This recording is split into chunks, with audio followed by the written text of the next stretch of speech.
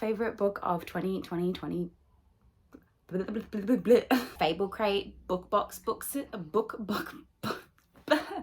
What's up guys, and welcome back to my channel. If you're new here, my name is Crystal and this is Fun Book Reviews, and today we're going to be doing the mid-year book freak out tag.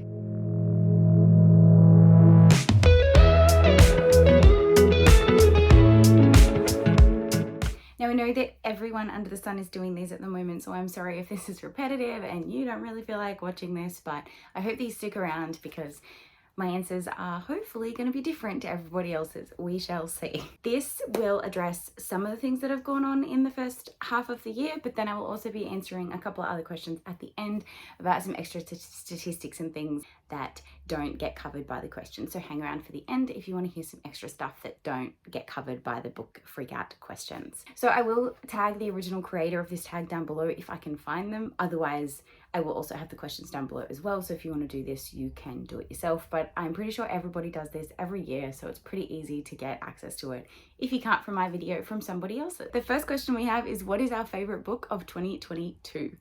I have had a really disappointing year in 2022. So a lot of people are answering this with, I have so many, it's really hard for me to choose just one. Well, it was really hard for me to just choose one because I have not had a lot of really great reads this year in 2022, but the few that come to mind would have to be the first book of the year that I read, which was The Four Winds by Kristen Hanna. That was a really good start to the year. I really loved that. I love Kristen Hanna. She's kind of like a fail-safe for me. I always know I'm going to have a good time when I pick up one of her books, and it definitely didn't disappoint. So that was my good start to the year, but it kind of went all downhill from there. The only other mentionables that I would like to mention that were fairly good, but I don't know if I can classify them my favorite book of the year yet, would be Ice Planet Barbarians. I really enjoyed this when I was heavily pregnant and my mind could not really function on anything else, and I was in a huge smut kind of vibe. I binged 10 of the books in the series in like 3 months. So the Ice Planet Barbarian series was definitely like a fave of mine this year that I think a lot of people are surprised by. And then obviously I finished the Heartstopper Volume 3 and Volume 4 as well this year, so they have to be mentioned in there because they're a graphic novel that just warms everybody's heart and is always on someone's favorite list. I am currently also halfway through Empire of the Vampire and really loving it, so it may take the cake over Four Winds by Kristen Hanna and end up as my favorite book of the year. But for now, I haven't finished it yet, so I can't call the shots too early. Next question we have is the best sequel that you have read in 2022. I have been doing my best to try and continue series in 2022. However, a lot of the series I have continued, I haven't really liked the next book in the series, or the final book in the series has been really disappointing. So I'm going to have to say somewhere in the Ice Planet Barbarian series, one of those sequels is definitely the best. I mean, the first book was OG original, really good, but some of the others had some really fantastic things in them. I definitely liked some of the representation in some of the older ones. There's deaf representation, there is disabled representation, memory loss, there's a whole bunch of awesome stuff. So yeah, I definitely really do think the sequels of the Ice Planet Barbarian series is some of the best sequels that I've read in 2022. What is a new release that you want to read but haven't gotten to yet? I am so far behind on what is coming out at the moment. I have been obviously living under the baby rock at the moment, and I haven't seen a lot of things that have grabbed my attention that are coming out at the moment, but there are a couple of new releases that I am very excited for that I don't own yet because I haven't really purchased many brand new books at the moment. I've been spending a lot of time getting secondhand or things like that. One new release that I am very excited for but haven't gotten to yet is the new volume of Saga. I definitely am really excited to get to those. It's a graphic novel that is on par with Heartstopper in my mind. It's the sci-fi version of Heartstopper in terms of, if you love contemporary, you go Heartstopper. If you love sci-fi, you go Saga. They're like they're on the same like level in terms of 5-star. A lot of people enjoy them. So I'm very excited to pick up the new volumes of Saga, which is a new release for 2022. But other than that, I don't really know a lot of other things that are going on. I'm sure that I would love to also read the new Simone St. James. That would be a really cool book. I have not read a lot of thrillers lately, so that one definitely jumps out at me. But other than that, yeah, I'm just chilling in my backlist 2010 to 2019 bookshelves and having a good time. The next question, again, kind of falls under that same category, is what is your most anticipated release for the second half of the year of 2022? I don't know. We'll see. I know that there is a new Stephen King book coming out in September, which is actually a fantasy. So I am kind of intrigued by that one. I definitely want to get a copy both for myself and my dad and maybe like buddy read it with him. So that's probably one of the new releases I'm kind of excited for. But would I say that I'm like dying to pick it up? No, but there's not a lot that I'm like dying to pick up at the moment that isn't already on my shelf. So yeah, I'm pretty easy to please, but that may change by the second half of the year because I may be more invested in like looking at what's coming out and things like that by then. But because I was just so focused on trying to finish my own shelf for the first half of this year, I haven't really been paying attention to what else is coming out, been trying not to get distracted. So what is your biggest disappointment for the year of 2022? Now, this is actually a book that wasn't released, I don't think, in 2022. I think it was released the end of 2021. Let me just check that, because I'm sucking at dates at the moment. Yes, it was the end of 2021. It says 2021. And that is Aurora's End by J. Kristoff and Amy Kaufman. This had me so disappointed. I was so excited to finish this trilogy and experience the end of this world and like find out what happened and re-experience these characters again. And I'd waited so long. And it took me 20 days to read this book, which if you have been around and saw me read the other two, I did it in like a day and a half or 2 days. Like I could not put them down. I was obsessed, absolutely loved them. And this one, like I really struggled. I don't know whether it was the timeline of it all or the actual story, but just something lost me and I was so disappointed by the wrap up of this series and this book in general, unfortunately. So yes, that is definitely my most disappointing read of 2022. Although it was released in 2021, I didn't read it till 2022. Does Bubba need booby? Oh, yes, she does. I'll be back. So, the next question was, what was the biggest surprise that you had this year? Mummy just inhaled a gnat. Okay, let's try this again. I just swallowed a bug. I'm really sorry. My most surprising book was Kim Holden's Bright Side. It definitely was not what I was expecting. Yeah, my co-host of my podcast sold it to me and it was a romance read and I'm not a big romance contemporary reader, but it definitely surprised me. It had a lot more bones to it than I was expecting. The next question is your favorite new author. I have to say that this contention is either between Ruby Dixon, who wrote the Ice Planet Barbarian series, or Melissa Meyer, who wrote the Cinder series. I feel like I've read a Melissa Meyer before and not like loved it, but I can't recall if I actually have or not, or whether I've just seen some of her books.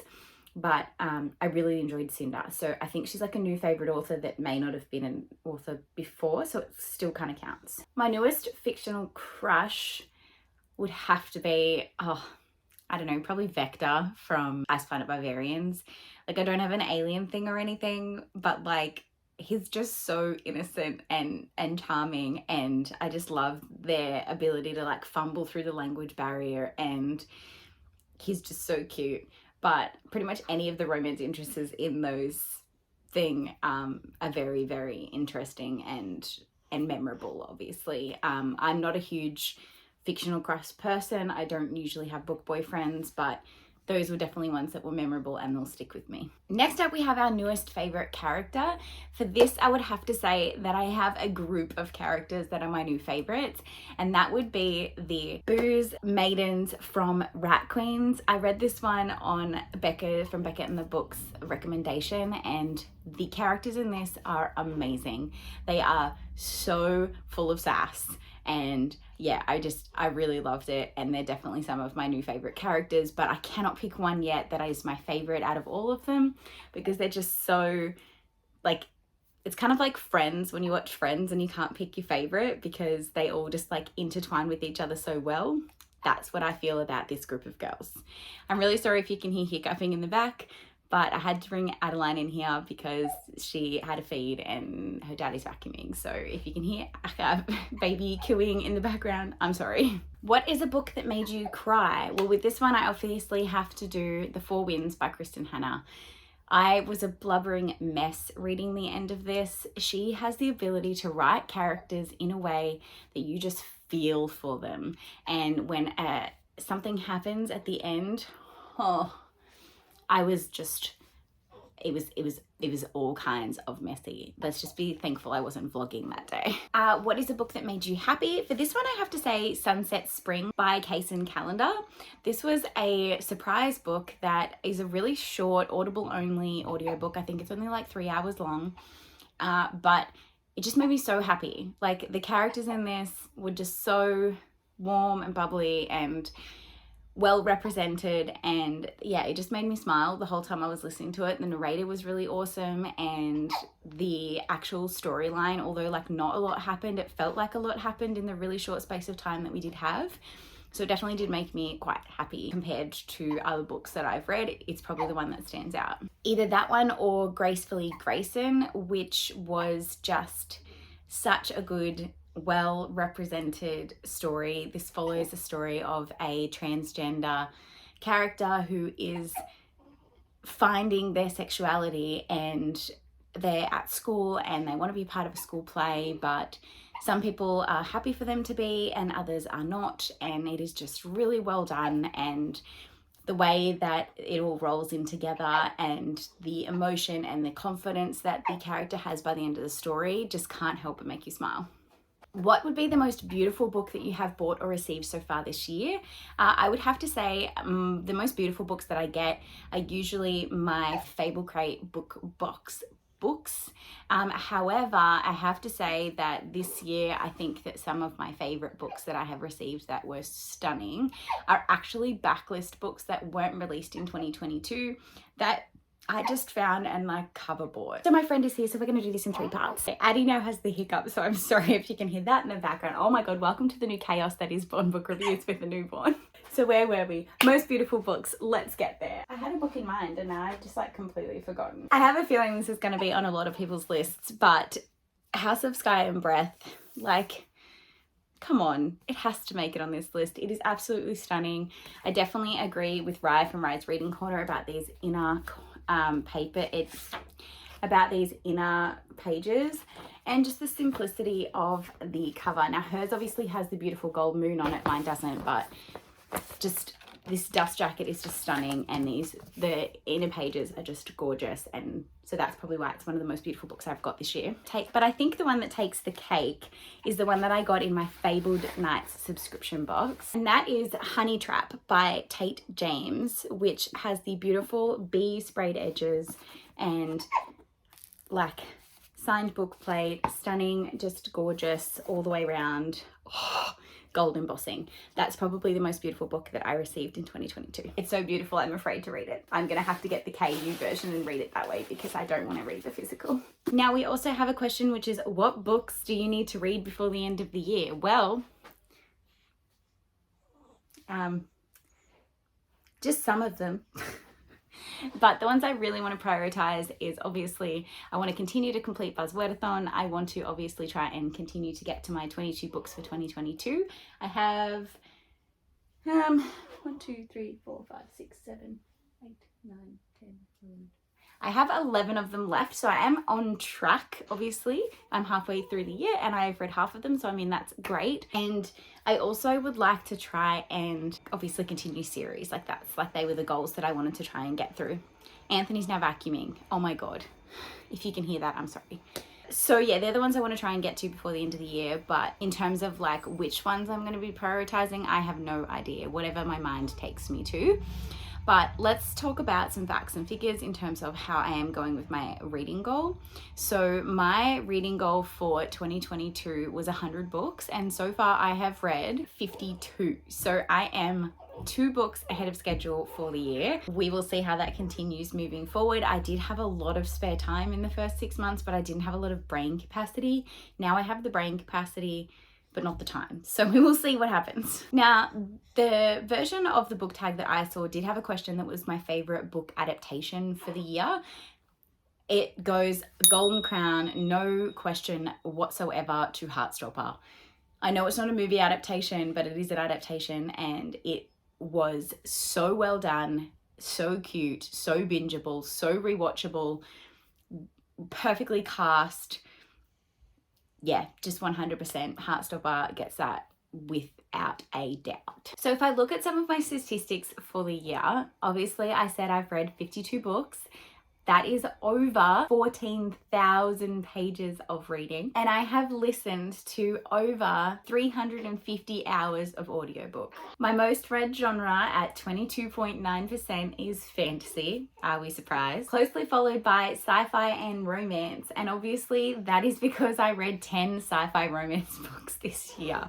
So obviously that's where a lot of my percentage is falling. And then weirdly following that is contemporary, which is my least read genre 9 times out of 10. So this year I've just mixed things up like completely. This year I've also branched out into different kinds of books. So 68% of my reads have been novels, 16% of my books have been novellas, which prior to this year I had never actually read a novella in my life, and 14.6% of my reading were graphic novels, which I have now got a really good library access to graphic novels. So I think that's why my graphic novels have increased, because they're really handy when you're trying to hit buzzwordathon books right at the end of the month. And this is how sad I am about my reading. Only 6.4% of my books have received a 5-star rating.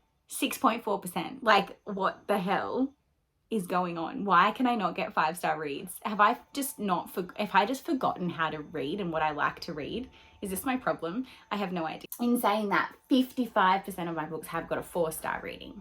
So like, I have been reading okay books, but just nothing's wowing me this year, and I don't know why. And in true Crystal fashion, I've only read 3 books that were published in 2022 because I'm a backlist reader and I cannot help it. So of all the books that I've read, only 3 of them were published this year. 66% of those books have been adult, 27.1% have been YA, and 6.3% have been middle grade. So, I mean, I have a nice little mix there. I read a lot more middle grade last year, and I think that was just because Gav was hosting that middle grade readathon, which he didn't do this year. So that's probably why I got a lot more middle grade in last year than I did this year. What's better? My favorite statistic of the year, 60.3% of the books I have read have been part of a series. I've started 16 series this year, but I've read 14 sequels, and I've finished 4 series so far this year. So I mean, like, I'm getting there. I'm definitely adding to my collection of series, but I'm also helping decrease it slightly. Now, I'm a little bit more annoyed about this one. Unfortunately, only 10% of my reads this year have had a BIPOC author. I feel like I have been finding a lot more LGBTQIA+ books and not so many BIPOC.